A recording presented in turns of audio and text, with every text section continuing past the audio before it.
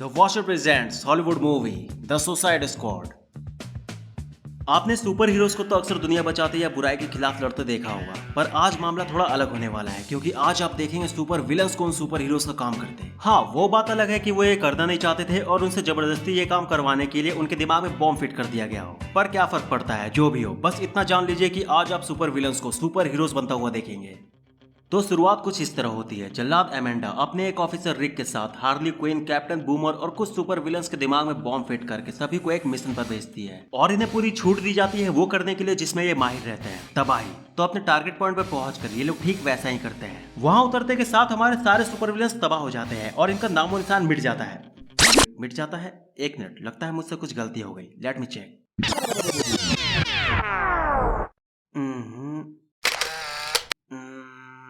आओ आओ आओ।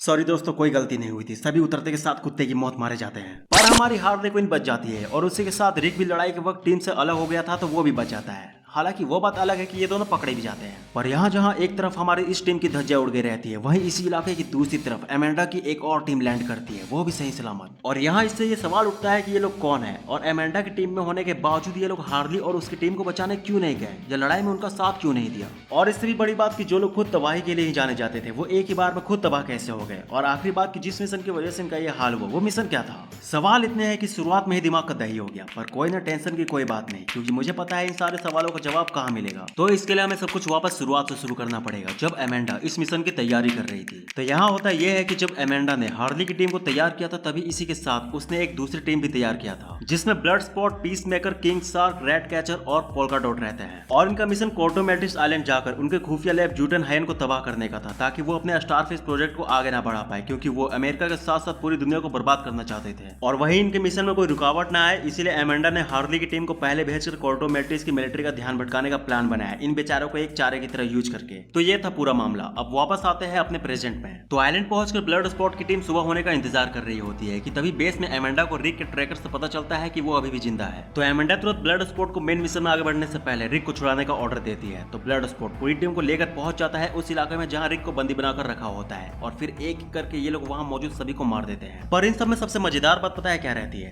तो पहला ये कि जब ये लोग फाइट कर रहे होते हैं तब फाइट के दौरान ब्लड स्पॉट और पीस मेकर एक दूसरे से कंपटीशन करने लगते हैं कि कौन सबसे इंटरेस्टिंग तरीके से लोगों को मार सकता है। और इस चक्कर में इन दोनों के अलावा किसी और को मौका ही नहीं मिलता फाइट में हिस्सा लेने का। ये दोनों अकेले ही दुश्मन की पूरी पलटन को निपटा देते हैं। और दूसरी सबसे मजेदार बात पता है क्या रहती है? कि वो लोग दुश्मन थे ही नहीं।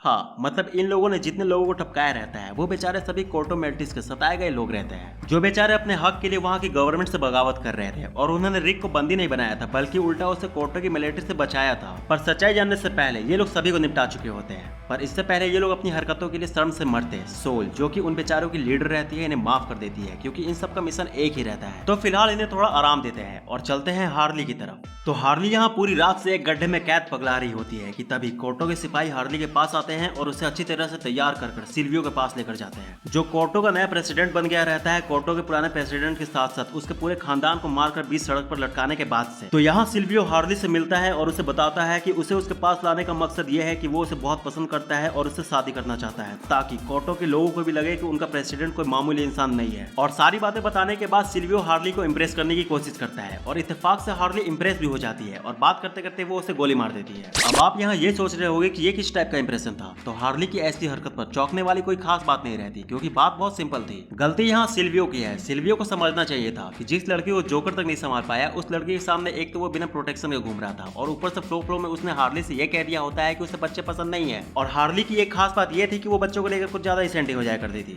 खैर, ये तो होना ही था। पर यहाँ हार्ली की इस हरकत से सिल्वियो का आर्मी चीफ कोर्टो का नया प्रेसिडेंट बन जाता है और वो सिल्वियो से ज्यादा हरामी रहता है। खैर, वक्त हो गया है इसे यहीं पर छोड़कर वापस अपनी टीम पर आने का। तो इधर ब्लड स्पॉट प्लानिंग बनाता है द थिंकर को किडनैप करने का, क्योंकि द थिंकर ही वो बंदा रहता है जो पूरे स्टारफिश प्रोजेक्ट को संभाल रहा होता है। तो ये लोग उसे पकड़ने के लिए आम लोगों की तरह अपना हुलिया बनाकर उस बार में जाते हैं जहाँ थिंकर रिलैक्स होने के लिए आया करता था। और जैसे ही वो आता है ये लोग आराम से उसे किडनैप कर लेते हैं, क्योंकि ये लोग अपनी पूरी जिंदगी यही तो करते आए थे। पर थिंकर को लेकर जूटनहाइम जाने से पहले रिक सभी को जबरदस्ती हार्ली को बचाने के लिए लेकर जाता है, क्योंकि वो उसकी अच्छी दोस्त रहती है। पर इससे पहले ये लोग उसे बचाते हैं, इनके वहाँ पहुंचने में देर हो जाती है और इनका प्लान फेल हो जाता है। ये लोग वहाँ पहुंच तो जाते हैं पर उसे बचा नहीं पाते। और यहाँ मेरी बातों से आपको ऐसा लग रहा होगा कि वो मर चुकी है। तो हाँ बिल्कुल गलत सोच रहे हो आप लोग। ये सभी उसे इसीलिए नहीं बचा पाते क्योंकि इनके वहाँ पहुंचने से पहले ही हार्ली अकेले ही उन सबका काम तमाम कर चुकी होती है। पर उसे ये बात बहुत अच्छी लगती है कि ये लोग इतनी मेहनत करके उसे बचाने आए थे। खैर यहाँ हार्ली के वापस आने के बाद पूरी टीम तैयार हो जाती है अपने फाइनल मिशन के लिए और सीधे ये लोग टपक जाते हैं जुटेनहाइम और देखते ही देखते पूरे लैब पर अपना कब्जा कर देते हैं। पर यहाँ भी इससे पहले ये लोग अपने मिशन को कंप्लीट करते थोड़ी गड़बड़ हो जाती है, जिससे पहला तो ये कि जब रिक रैट कैचर और थिंकर के साथ लैब के मेन हिस्से में पहुंचता है तभी इनके पीछे पीछे पीस मेकर भी वहां पहुंच जाता है, जिसके बाद रिक और पीस मेकर में लैब के हार्ड ड्राइव को लेकर लड़ाई शुरू हो जाती है। क्योंकि रिक जब लैब में हो रहे उन घटिया एक्सपेरिमेंट्स को देखता है तो कोर्टो को लेकर बहुत बुरा भला कहने लगता है, जिसे सुनकर थिंकर उसे सच्चाई बताता है कि ये जितने भी एक्सपेरिमेंट्स वो देख रहा है और जिस प्रोजेक्ट को वो तबाह करने आया है उसके पीछे कोर्टो का नहीं बल्कि अमेरिका का हाथ है। दरअसल अमेरिका ने उस स्टार फिश को स्पेस से लाया था, पर इतने खतरनाक एक्सपेरिमेंट से उनके देश का नाम खराब ना हो जाए इसीलिए ये प्रोजेक्ट उन्होंने कोर्टो में शुरू करवाया।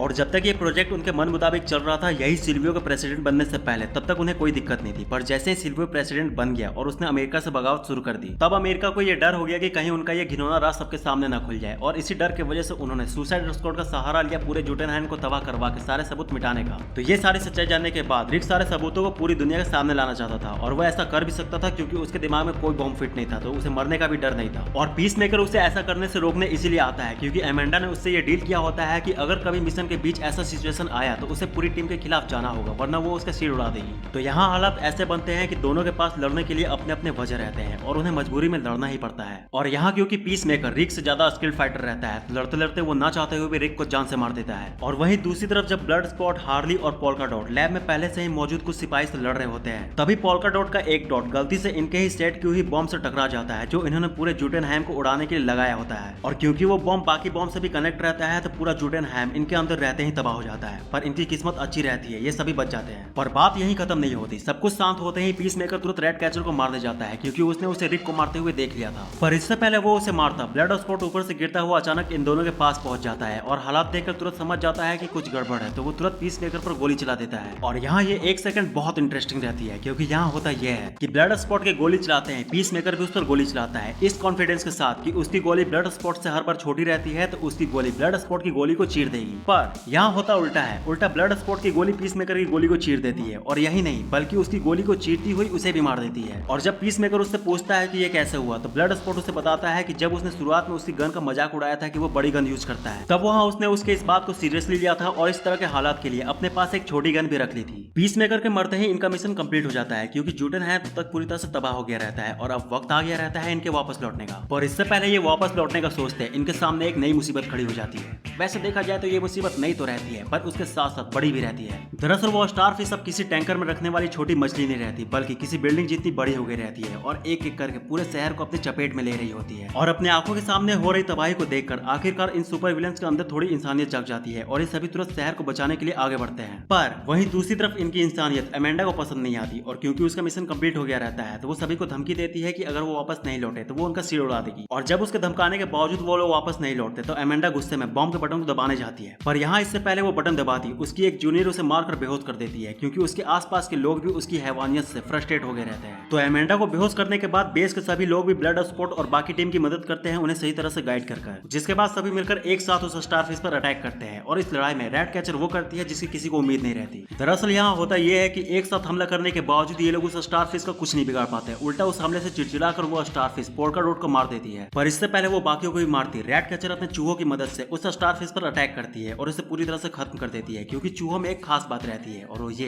कि वो सब कुछ खा जाते हैं। तो स्टारफिश को मारने के बाद फाइनली इनका मिशन कंप्लीट हो जाता है और आखिर में रिक की कुर्बानी भी बर्बाद नहीं जाती। उसने जो हार्ड ड्राइव मरते वक्त रेड कैचर को दिया होता है, ब्लड स्पॉट उसके सारे डेटा को एक प्राइवेट सर्वर पर अपलोड कर देता है और उल्टा एमेंडा को धमकाता है कि अगर उसने कभी भी उसके दोस्तों को ढूंढने या परेशान करने की कोशिश की या गलती से भी उनके सिर में लगे बॉम्ब को उड़ाया तो जिस प्राइवेट डाटा को वो बचाने की कोशिश कर रही है वो उसे पूरी दुनिया के सामने लीक कर देगा। और ये कहकर वो अपनी बात खत्म कर देता है और मूवी भी यहाँ खत्म हो जाती है। तो यार बस इस वीडियो में इतना ही। वीडियो कैसी लगी कमेंट करके जरूर बताना और इस तरह की और मूवीज देखने के लिए चैनल को सब्सक्राइब करके बेल आइकन को प्रेस कर लो। तो मिलते हैं नेक्स्ट वीडियो में, तब तक के लिए बाय।